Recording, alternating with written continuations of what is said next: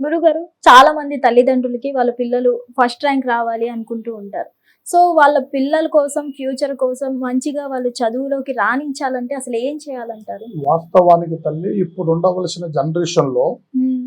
విద్య అనేది త్రినేత్రం. హ్మ్. చదువుతో అన్ని విధాలుగా మనిషి సమస్తాన్ని దాటి వెళ్ళిపోతూ ఉన్నాడు. అవును. విద్యలో కొంతమంది అన్ని రకాలుగా చదువుతున్నా జ్ఞాపక శక్తి తగ్గిపోతూ ఉంటుంది. హ్మ్. ఆ జ్ఞాపక శక్తి వల్ల ఏమైతూ ఉంటారంటే చదివిన దాన్ని గుర్తు లేకోకుండా ఉంటుంటారు. హ్మ్. అలాంటి జ్ఞాపక శక్తి వల్ల కొంతమంది జాతక చక్రములో హ్మ్. చిన్నప్పుడు మనసులో ఉండవలసిన జ్ఞాన శక్తి 9 వరకు ఒక రకంగా ఉంటుంది, హ్మ్. 15 నుంచి ఒక విధంగా ఉంటుంది, 21 నుంచి ఒక నడవడిలో ఉంటుంటారు పిల్లలు. హ్మ్. వాళ్ళల్లో కొంతగా జ్ఞాపక శక్తి పెరిగే విధంగా హ్మ్. వాళ్ళ జాతక చక్రంలో కొంతమంది దైవ గడియలో జన్మించే స్థానం ఉంటుంది. ఓకే. కొంతమందిలో కొన్ని సమయంలో బ్యాడ్ టైంలో జన్మిస్తూ ఉంటారు. హ్మ్. మీద రావు స్థానంలో, హ్మ్. కేతువు స్థానంలో సంభవించి కొన్ని సమస్యల వల్ల హ్మ్. మనిషికి ఎంత ధైర్యం ఉన్నా గానీ విద్య జ్ఞాపక శక్తిని అనేది మర్చిపోయే విధంగా చేస్తూ ఉంటుంది అనమాట. అలాగా పిల్లల విషయాలలో అప్పుడు అల్లరి పెరుగుతూ ఉంటుంది, మన మాట వినరు, అవును. మనకు అదుపులో లేకోకుండా, మన చేతిలో లేకోకుండా వాళ్ళ స్థితిగతులు కూడా కొంత మారుతూ ఉంటుంటాయి. ఓకే. చదువును కూడా అశ్రద్ధ చేసేసి హ్మ్. కొంత స్నేహంలో బ్యాడ్గా వెళ్ళిపోతూ మనసులలో అటంకులు కొన్ని ఏర్పడిపోయి హ్మ్. తల్లిదండ్రుల మాట కూడా లెక్క చేయకోకుండా కొన్ని అటంకుల పాలైపోయి పిల్లలు తల్లిదండ్రుల్ని చాలా ఇబ్బంది పెడుతూ ఉంటారు. అవును. అలాంటి పిల్లలలో కూడా హ్మ్. చదువును బట్టి అన్ని విధాలుగా రాణించే విధంగా, హ్మ్. జ్ఞాపక శక్తిని ఉండే విధంగా హ్మ్. సరస్వతి బంధన. హ్మ్. సరస్వతి బంధన అనేది మనకు తాతల పూర్వీకుల నుంచి కూడా ఇంతకు ముందు జ్ఞాపక శక్తి లేకపోతే సరస్వతి లేహం, సరస్వతి ఆకులు, అలాగా సరస్వతికి సంబంధించిన కొన్ని గ్రంథకాలతోనే పిల్లల నేలక మీద రాసి వాళ్ళని మంచి చదువు, జ్ఞానము, తెలివి, బుర్ర, ఆలోచన ఉండే విధంగా, వాళ్ళలో మంచి తేజస్సు పెరిగే విధంగా, పిల్లలు మంచి ప్రయోజకులయ్యి మంచి స్థాయిలో ఉండే విధంగా కూడా వాళ్ళకు కొన్ని రకాలుగా సరి చేస్తూ ఉంటారు. ఎందువల్ల అంటే తల్లి, పిల్లలు 21 వరకు మనం పట్టుకొని కరెక్ట్ గా నడబడి చేస్తే వాళ్ళ సహజీవనం వాళ్ళు కరెక్ట్ గా నడిపిస్తూ ఉంటారన్నమాట. మనం ఎప్పుడైతే పిల్లల్ని చేజార్చుకొని వాళ్ళ మీద అశ్రద్ధ అయితే ఎప్పుడైతే చూపిస్తూ ఉంటామో కొంత బ్యాడ్ దారులకు వెళ్ళిపోయి మనసులు అటంకులు పాలైపోయి కొంత చెడు స్నేహాలకు పోయి కొన్ని చెడుకు అలవాటైపోయి చెడు బానిసలైపోయి మన చేతికి రాకోకుండా కొన్ని రకాల ఇబ్బందులు పడుతూ ఉంటారు.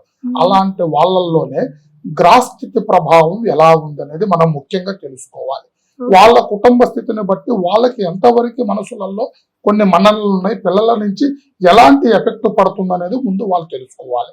అలాంటి సమస్యలకు గురైతే తప్పక మనల్ని సంప్రదించాలి. వాళ్ళకి సంప్రదిస్తే ఆ పిల్లలలో ఎలాంటి సమస్య ఉంది, ఎలాంటి దోషం ఉంది, ఎలాంటిది ఏమన్నా దాటాడా, లేదంటే ఏదైనా ఇబ్బందికి పాలవుతున్నాడా, లేదా అతని జ్ఞానమే అలాగ నడుస్తుందా, లేదా పుట్టిన గడియ ఎలాంటిది అనేది మనం పరిశీలించి వాళ్ళల్లో ఉండవలసిన దోష సమస్యలను పరిహార్థం చేసి పిల్లలు మంచి చదువులో రాణించే విధంగా, వాళ్ళ అనుకూలమైన స్థాయిలో నడిచే విధంగా, చెడు స్నేహం అనేది ముఖ్యంగా లేకోకుండా వాళ్ళని చక్కటి మార్గంలో పెట్టి వాళ్ళ జీవితానికి మంచి భవిష్యత్తుకి మంచి బాట వేయొచ్చు తల్లి.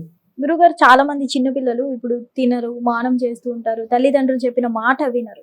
సో వీటన్నిటికి కూడా దోషాలు కూడా కారణం అంటారు. ఖచ్చితంగా బాలగ్రహ, సోమిడి దోషాలు, వీటి వల్ల కొన్ని దృష్టి ఎఫెక్ట్లు కూడా కొన్ని ఉంటూ ఉంటాయి. మనం పూర్వంలో తల్లి దృష్టి కళ్ళ వాళ్ళు చూసి అంత అన్నం తింటూ ఉంటే దృష్టి కళ్ళ వాళ్ళు చూశారంటే ఎమ్మటే మనకు కడుపు నొప్పి లేస్తుంటది. అప్పుడు అమ్మమ్మలు, తాతమ్మలు మీద ఎమ్మటే మనిషికి వాళ్ళ మీద నుంచి ఒక ఎర్ర ముద్దో, నీలో మీద నిమ్మకాయ, కోడిగుడ్డో తిప్పేసి ఇట్లా బయట పారేస్తూ ఉంటారు. అప్పుడు ఆ దృష్టి ఎఫెక్ట్ అనేది ఖచ్చితంగా మనిషి మీద ప్రభావం చూపిస్తుంటది. దానివల్ల పిల్లలలో చాలా మార్పు వస్తుంది. అలాంటి అటంకులు కూడా మనం ముఖ్యంగా గమనించుకోవాలి. ఇప్పుడు వాస్తవానికైతే మనం కొన్ని షాపులలో కానీ కొన్ని వస్తువులందు కానీ మనం చూస్తూనే ఉంటాం. గుమ్మడికాయలు, ఎండి మిరపకాయలు దేనివల్ల కడుతూ ఉంటారు, దిష్టి ప్రభావం పడకోకుండా. అలాంటిది పిల్లల మీద పడ్డప్పుడు పిల్లలు ఖచ్చితంగా దారి తప్పుతూ ఉంటారు. వాళ్ళల్లో ఏమైతుంది, చిన్న పిల్లగాల సోమిడి దోషాలు కలిగిన, అన్నం తినకోకుండా, వేడుపు ఎక్కువ ఏడవటం, మనుషులలో అనారోగ్యం మాటకు ఒకసారి రావటం, అలాంటి కొన్ని ఇబ్బందులు కూడా పడుతూ ఉంటాయి. అలాంటి దాన్ని ఎన్ని మందులు మింగినా ఒంటికి పట్టవు. అర్థమైనా తల్లి, మందు వేస్తూ ఉంటారు, ఆవిరైపోతూ ఉంటది. అలాంటి దాన్ని పరిహార్థం చేసుకున్న తర్వాత మందు వేసుకున్న ఒంటికి పడుతుంది, ఆరోగ్య స్థితి బాగుంటది, పిల్లలు ఎందుకు హుషారు ఉంటది. అలాంటి చిన్న సోమిడి దోషాలు, బాలగ్రహ దోషాలు వీటి వల్ల కూడా పిల్లలు ఇబ్బంది పడుతూ ఉంటారు. అలాంటి సమస్యలకు గురి కాకోకుండా ఉండాలంటే ప్రతి ఆదివారం రోజు మా దగ్గర కొన్ని రకాలుగా తావిత్తు కట్టి మంత్రం వేసి ఊదేసి కట్టడి చేసి పంపిస్తూ ఉంటామమ్మా. గురువు గారు, ఇప్పుడు మీరు చెప్పినట్లయితే దిష్టి తీసే క్రమంలో చాలా మంది తల్లిదండ్రులకి దిష్టి ఎలా తీయాలో తెలియదు, దేంతో తీయాలో ప్రాపర్ గా తెలియదు.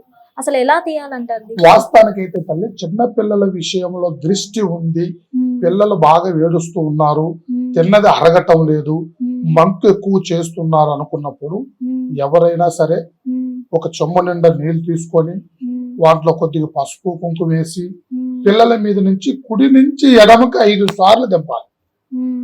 నెత్తి మీద నుంచి నుదుటి నుంచి కాళ్ళ వరకు 3 సార్లు తిప్పాలి. అప్పుడు తీసుకెళ్లి 3 బాటల కాడ పారబోయాలి. అప్పుడు పిల్లలలో దృష్టి సమస్య, కడుపుబ్బరం, ఏడుపు తగ్గుతుంది. ఓకే. చాలా మంది గురువు గారు చిన్నపిల్లలు ఆటకని వెళ్ళి ఏవేవో తొక్కొస్తారు కదా, వాటి వల్ల ఏమైనా దోషాలు ఏర్పడతాయి? ఖచ్చితంగా వాటి వల్ల ప్రభావం అనేది చాలా ఎక్కువగా పడుతుంటది పిల్లలకి. మనుషులు ఎండిపోతుంటారు, నిమ్మకాయ మాదిరిగానే ఎండిపోతూ ఉంటారు, ఆకలి వేయదు, చదువు మీద జాస్ ఉండదు, పడుకున్న పిల్లలు ఉలిక్కి పడుతూ ఉంటారు, వాళ్ళకి ఏదేదో అనుసరించినట్టుగా మనసులు నిదట్లోనే ఓని ఏడుస్తుంటారు. అలాంటి వాళ్ళల్లో అయితే మాత్రం అది కొద్దిగా దాటుడు కర్మ తగిలిందన్నమాట. ఆ దాటుడు ప్రభావమే మనిషిని కొద్దిగా ఇబ్బంది పెడుతూ ఉంటది. ఆ పిల్లలలో కలలు రావటం, మనిషి ఎండిపోవటం, మనిషి నలుపు రూపు రావటం, మనిషిలో తేజస్సు తగ్గిపోవటం, స్కూల్కు పోకోకుండా ఉండటం, అల్లరి చేయటం, ఇలాంటి చిన్న చిన్న సమస్యలు ఉంటాయి. వాటి నుంచి మనం పరిహారం చేయొచ్చు. ధన్యవాదాలు. శుభం భూయాత్. పరమేశ్వర కృపా కటాక్ష సిద్ధిరస్తు. సర్వే జనా సుఖినో భవంతు.